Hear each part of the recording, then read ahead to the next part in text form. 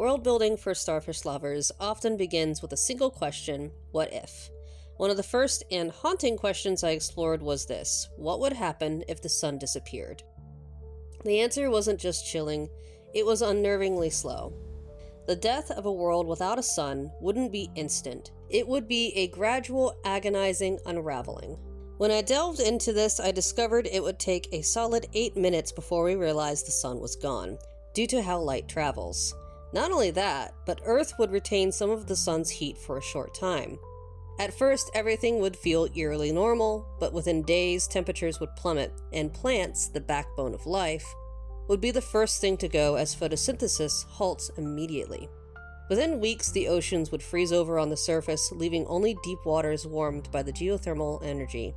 Humanity could survive near geothermal vents for a time, but life as we know it would collapse. Even then, gravity would still compound the chaos. Without the sun's pull, Earth would spiral aimlessly through space, potentially colliding with its neighboring planets. The slow, inevitable extinction of life gave me a profound sense of dread, but also shaped a foundational part of Starfish lovers. This research informed how I approached Emmerich after the sun was stolen. I wanted to mirror some of the science while weaving in parts that would be considered fantastical. If you read my comic, you may notice that in more recent scenes, the temperature has shifted and that the land has been blanketed in winter, at a time in which Emmerich would not experience one.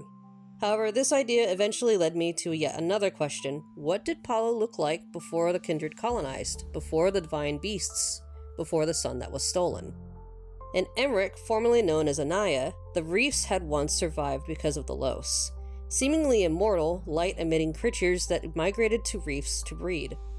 During their life cycle, the Los generate enough light and heat to mimic the power of the sun. This process shaped the seasons for all of Palu. For months, the Los flood the reefs with their glow, bringing life and warmth. Then, after their breeding cycle ends, they leave the reefs cold and dark, filling them instead with their young. These offspring incubate and grow over the winter, providing vital food sources for both creatures on the reefs and the Grimalkin peoples. The unpredictability of the Los' migration adds yet another layer to the reefs of Palu. Some reefs may retain bright for longer periods, while others endure extended winters.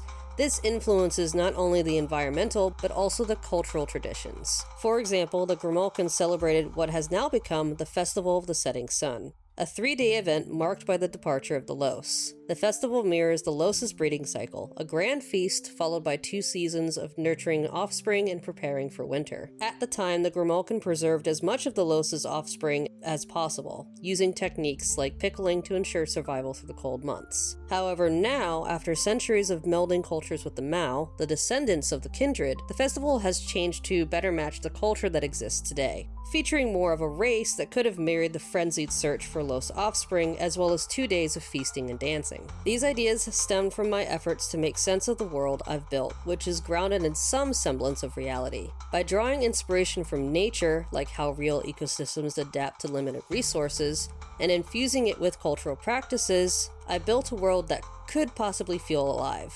It's not just the science or the fantasy, it's the interplay of both, woven together to create something that's not only believable but deeply immersive.